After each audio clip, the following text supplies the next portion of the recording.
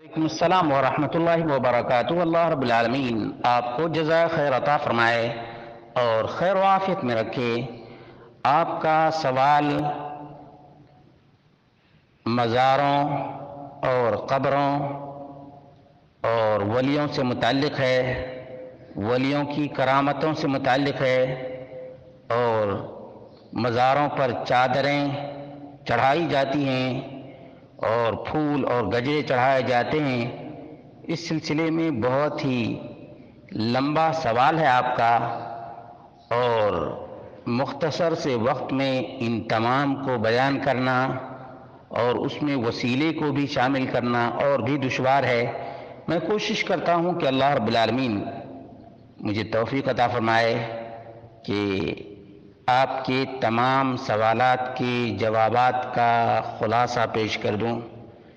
حقیقت یہ ہے کہ اللہ رب العالمین نے فرمایا الا ان اولیاء اللہ لا خوف علیہم ولا هم يحزنون الذین آمنوا وكانوا يتقون،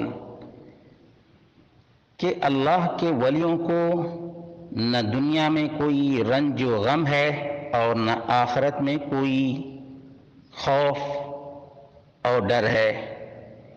اللہ کے ولی تو صرف اور صرف پرہیزگار، متقی اور ایمان والے ہی ہیں۔ ان اولیاءہ الا المتقون، اللہ کے اولیاء صرف متقی اور پرہیزگار لوگ ہیں۔ متقی اور پرہیزگار کی وفات کے بعد ان کو وسیلہ بنانا نہ قرآن سے ثابت ہے اور نہ نبی کے فرمان سے ثابت ہے اور نہ عقلی اعتبار سے درست ہے۔ اللہ رب العالمین نے فرمایا وَلِلَّهِ الْأَسْمَاءُ الْحُسْنَى فَادْعُوهُ بِهَا، اللہ رب العالمین کے بہت سے اچھے نام ہیں، ان ناموں کے واسطے اور وسیلے سے دعا کیا کرو۔ یہ اللہ رب العالمین کا فرمان ہے، اور اللہ کے رسول صلی اللہ علیہ وسلم کی سنت بھی ہے بِكُلِّ اسْمٍ هُوَ لَكَ، اللہ جتنے بھی تیرے نام ہیں ان تمام ناموں کے واسطے اور وسیلے سے تجھ سے مانگتا ہوں، سوال کرتا ہوں، دعا کرتا ہوں۔ دیکھا آپ نے رب کے قرآن اور نبی کے فرمان میں کس قدر مطابقت ہے۔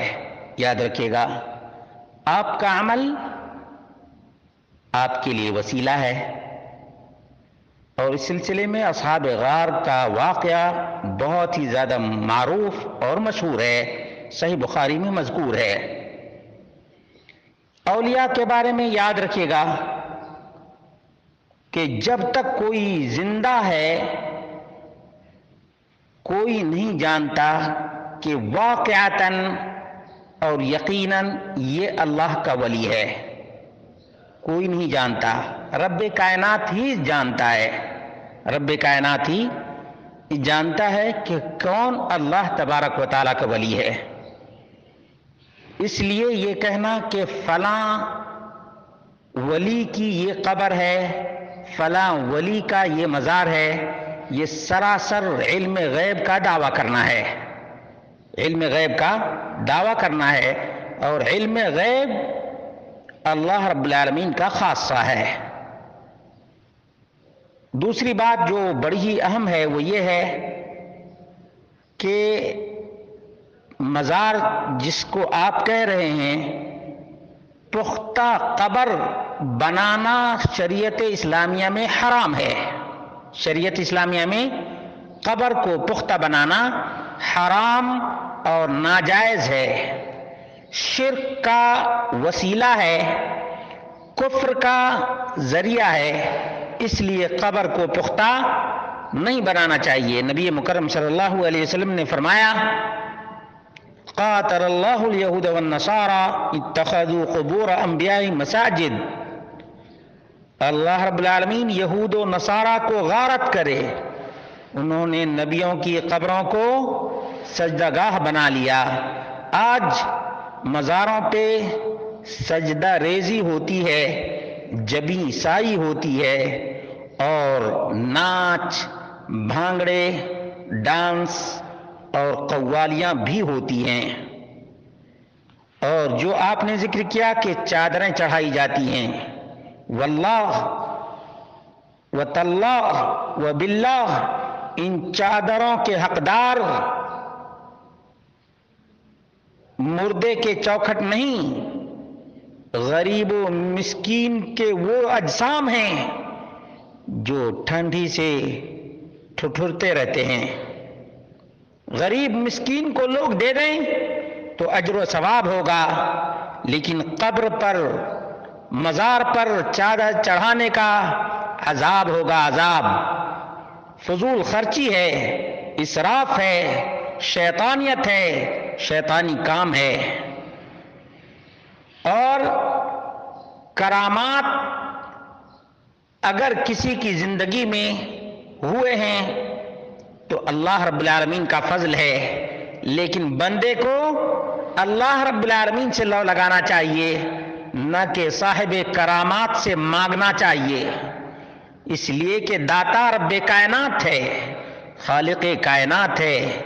مردہ مردہ ہی ہے، اسی لیے زندہ کو زندہ رب سے مانگنا چاہیے۔ اور جو مر چکا ہے، جو قبر میں جا چکا ہے، نہ وہ داتا ہے، نہ دیتا ہے، نہ وسیلہ ہے اور نہ واسطہ ہے۔ یہ بات یاد رکھنی چاہیے۔ آدمی اپنا عمل چھوڑ دیتا ہے، عقیدہ برباد کر لیتا ہے، مردے سے التجا اور فریاد کرتا ہے۔ یہ یہودیت ہے، نصرانیت ہے، کرسچنیٹی ہے اور بت پرستوں کی مشابہت ہے۔ بت گر اور صنم تراش لوگ اور بت فروش لوگ، صنم فروش لوگ یہ کاروبار زمانے قدیم سے کرتے چلے آ رہے ہیں۔ افسوس کی بات ہے کہ مسلمان اغیار کفار کی روش کو اپنائے ہوئے ہیں، اسی لیے التجا، فریاد، استمداد غیر اللہ سے یہ نہیں ہے شرک، تو پھر شرک کس کا نام ہے؟ کفار جو کام اپنے بتوں کے سامنے کرتے ہیں وہی کام یہ نام نہاد مسلمان کرتے ہیں۔ چاہے قبر پانی میں ڈوب جائے یا خشکی پر ابھر آئے، قبر قبر ہے۔ اور اللہ رب العالمین نے فرمایا وَمَا يَسْتَوِي الْأَحْيَاءُ وَلَا الْأَمْوَاتُ، زندہ اور مردہ دونوں برابر نہیں ہو سکتے۔ اور فرمایا وَمَا أَنْتَ بِمُسْمِعٍ مَّن فِي الْقُبُورِ، جو قبروں میں جا چکے ہیں تم ان کو نہیں سنا سکتے، نہیں سنا سکتے۔ تو یہ کفار کی اور اغیار کی، صنم فروشوں کی مشابہت ہے۔ اسی لیے کسی نے کہا تھا وضع میں تم ہو نصارا تو تمدن میں ہنود، یہ مسلمان ہیں جنہیں دیکھ کے شرمائے یہود۔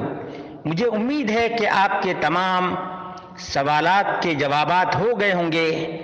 بس اللہ رب العالمین ہی توفیق دینے والا ہے۔ وما توفیقی الا باللہ۔